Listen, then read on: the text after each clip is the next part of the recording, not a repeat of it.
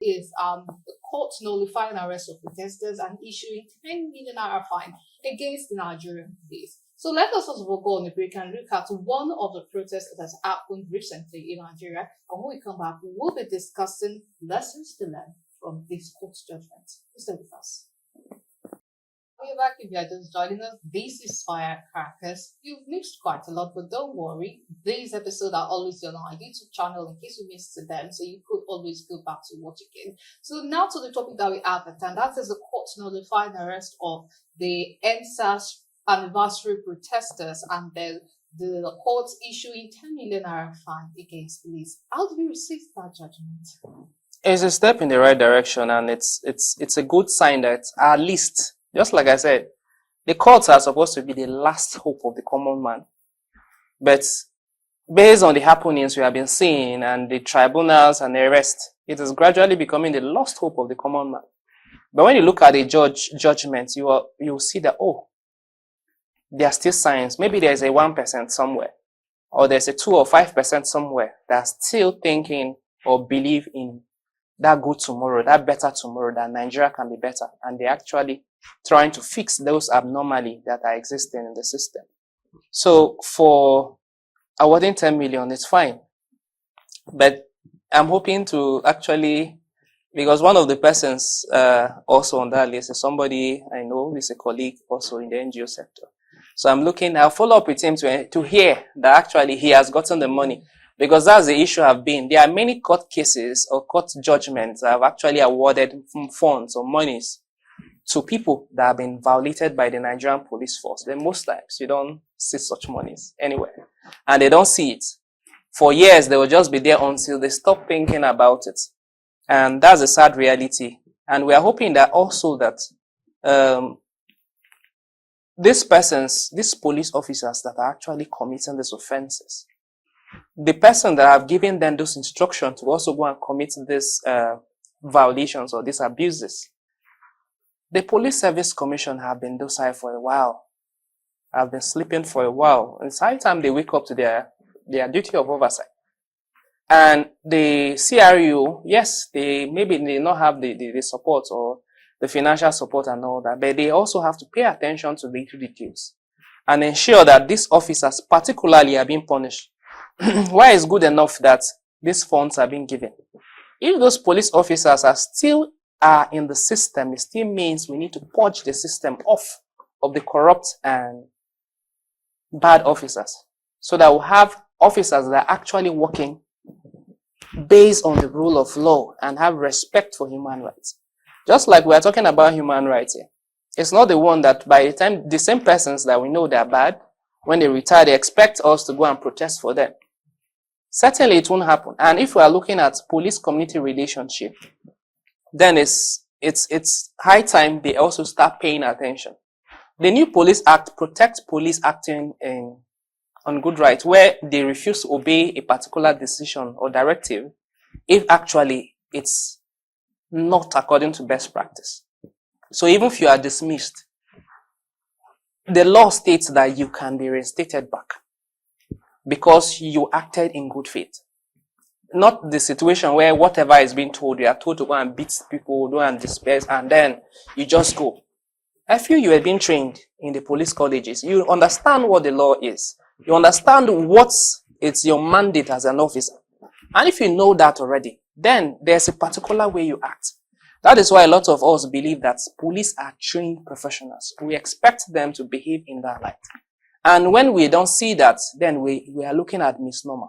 Yes, occasionally, because of also the plight of the people of the state or Nigerian state, most time their response to the police at times are not really good. But at all times, we also always advise, look at the police also as your brothers and sisters, minus the uniform. Police were not brought out from different countries. They are brothers and sisters that are in the force. So we have to find a way to work together and look at Nigeria as a country. Don't think because of 100 naira you kill somebody. 200 naira you kill somebody. And then tomorrow you say, come out and protest. If all the persons that are there, that you are expecting them to come back and protest for you, are families of people that you have murdered their relatives, how will they come out? perhaps they would even be joyous that. So now is for the Police Service Commission and the courts to actually compel the police to actually pay this monies that they have passed judgment or they have awarded to certain persons from the NSAS protesters of 2020.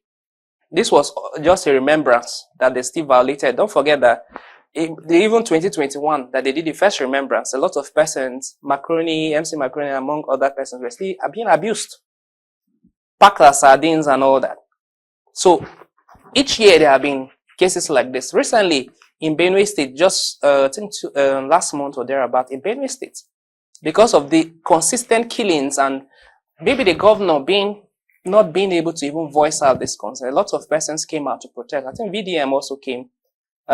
Innocent, would say, also came to Benue State to join the protest. Some protesters were being shot. You are coming out to protest that your people are being killed. And police that have failed to go and protect you in your communities have failed to bring out helicopters to go and protect you, brought helicopters to the venue and even shot at you. And it's silent. But we are hoping that we are following up with that particular cases. People that have been abused, particularly those in Benue State. I've spoken to contact with CRU in Abuja. I'm hoping that I can follow through with that particular cases. Coupled with the other ones of a young student that was murdered still by the police in the state still. There are a lot of cases like that in Benue State. And we're hoping that we can follow through. And we're hoping that the police themselves, those still in service, will actually recognize.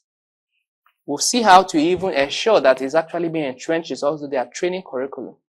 So that they know protest is not a crime.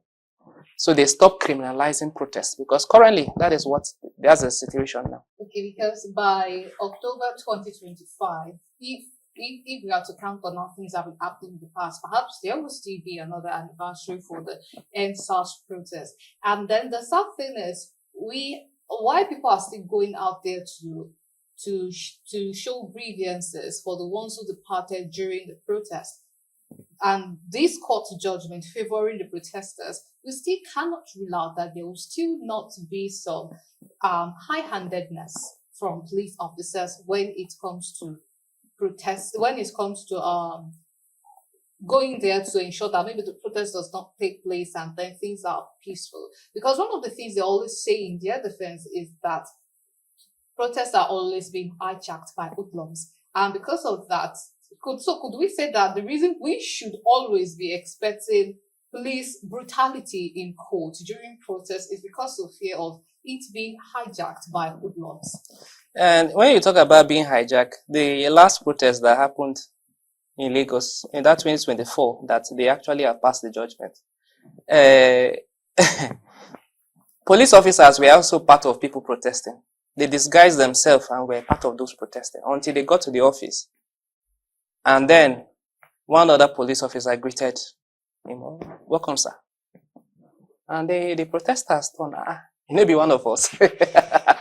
So sometimes they are the ones that even infiltrate. That is the level of criminality we are talking about. Sometimes they, as officers, even infiltrate this protest. They are the ones. And cause problem, and they will be the ones that want to cause trouble and everything. At the end of the day, they will say, people want to come and hijack. Why do you feel that always there will be somebody coming to come and hijack? So why don't the one that they are protesting also somebody or some people coming, why are there not people coming to come and hijack the one they are doing in Abuja?